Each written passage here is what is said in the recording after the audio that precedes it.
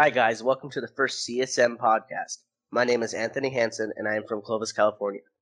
Hello, my name is Dustin Schavel, and I'm from Monticello, Indiana. Hello, guys. Today, what we want to discuss is how camping in his prediction that May 21st was the day of the rapture would affect people and Christianity in general. Now, in my viewpoint, I think it's not going to make too big of a splash in people's lives, except those who followed him. But a lot of people are blaming Christianity in general for the actions of camping. Mm-hmm.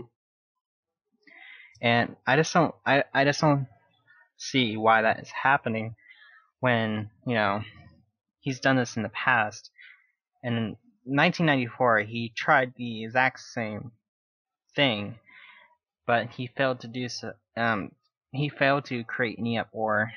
As a matter of fact, I think he might have gotten more attention this time thanks to social media than he did last time. And I think that is where I think he was just trying to make a splash and probably promote his own agenda. Yeah. What's your thoughts on this? I think that whatever he was going after, it was most likely publicity. And like you said, social media made a big deal this time. Yep. Because last time there was no Facebook, Twitter, MySpace, major social media, activity.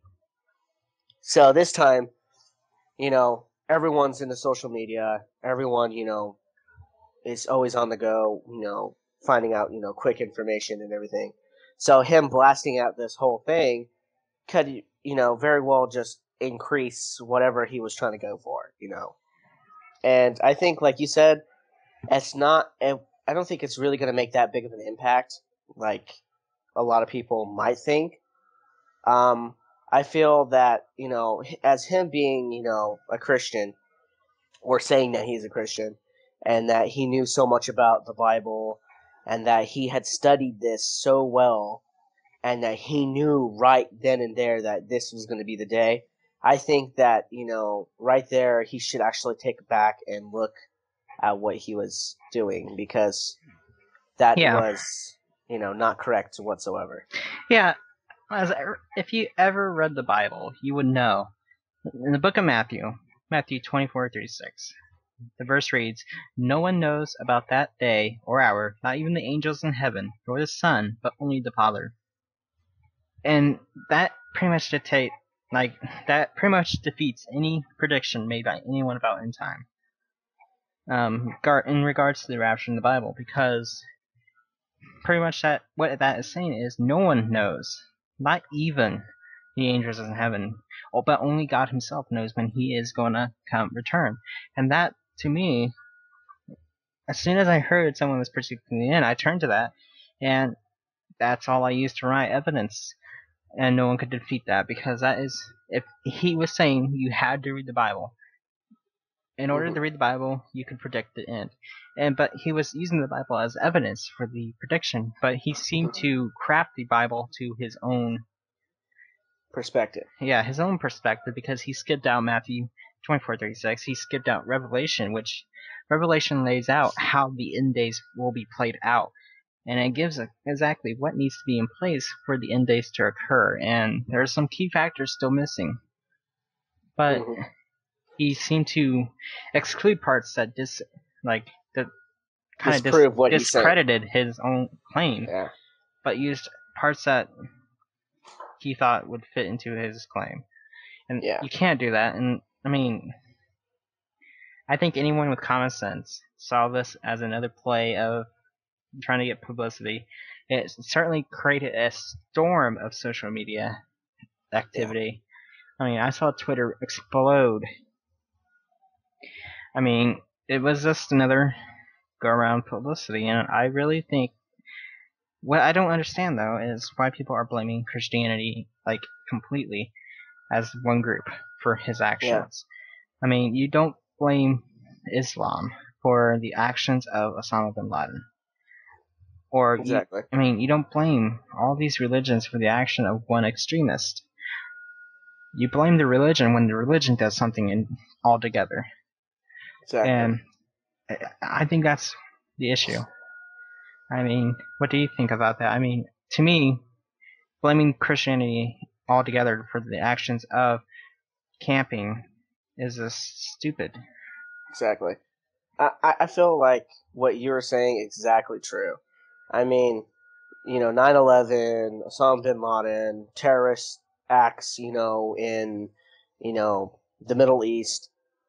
I think the only people that we should blame are the extremists because they're the ones that take the religion. I mean, not the religion. They take their views of what they think and they just took it to the extreme. Yeah. And so they're representing, let's say, we'll just use Islam, since we're on the topic.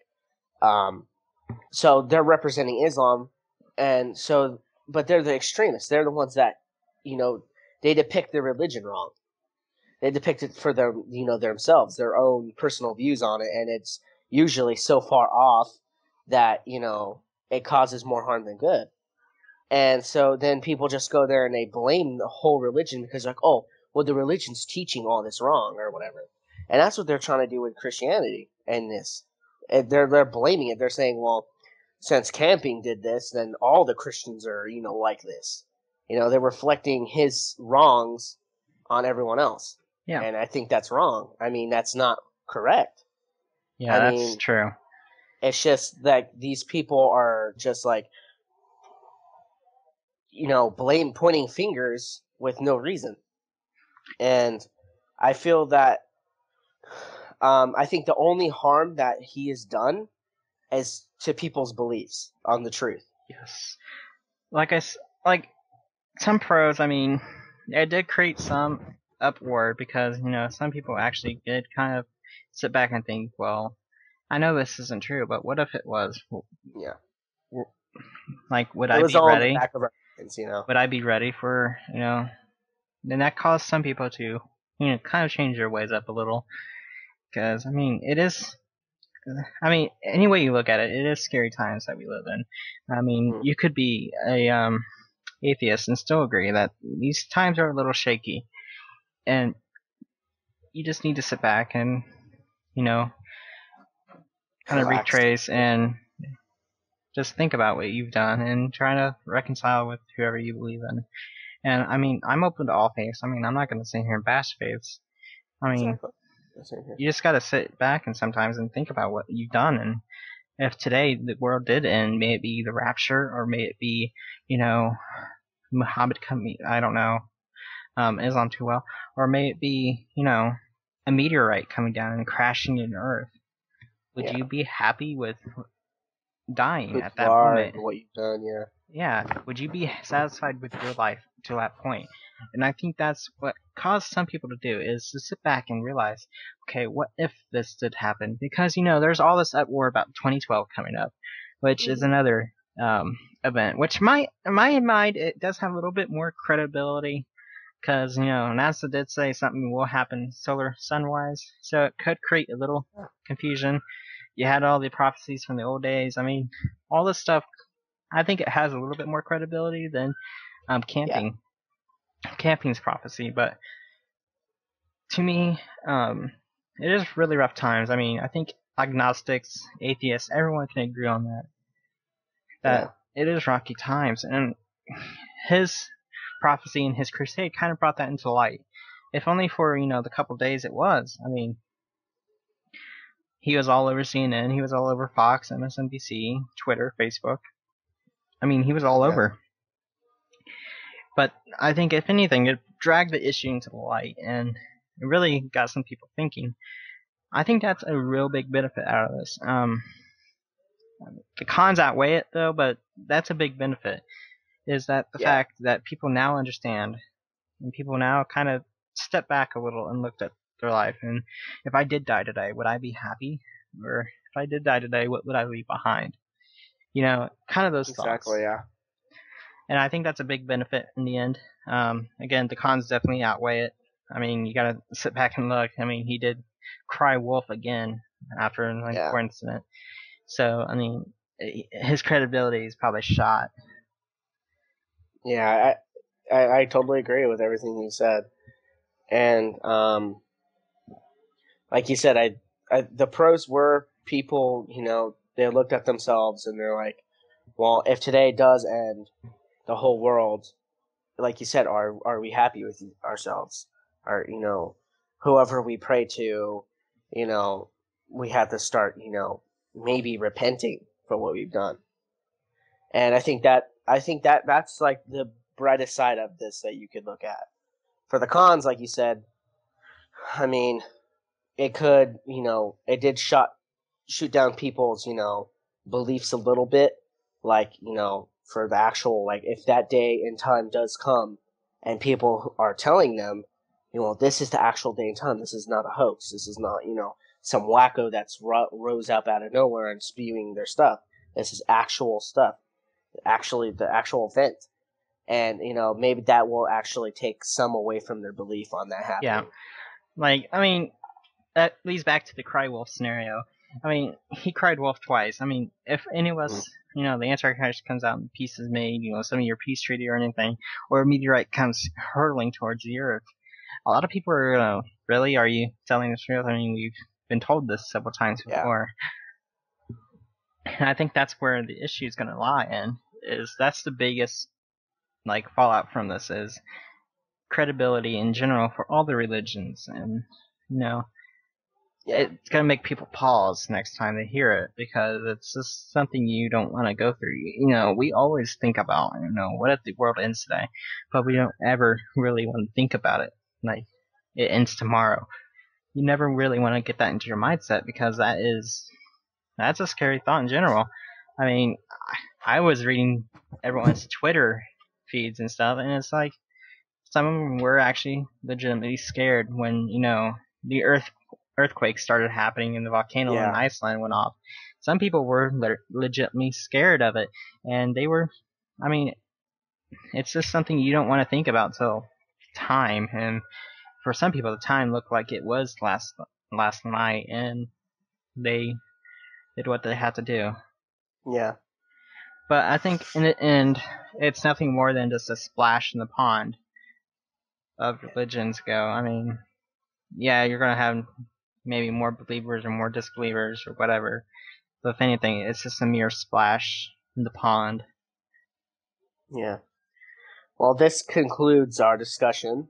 If you guys have any questions, comments, or just want to debate about it, there's always the comments below. We encourage open debate, but keep it clean and respect other people's opinions. If you do like the video and you want to see more, go ahead and subscribe, like, rate if you even want to.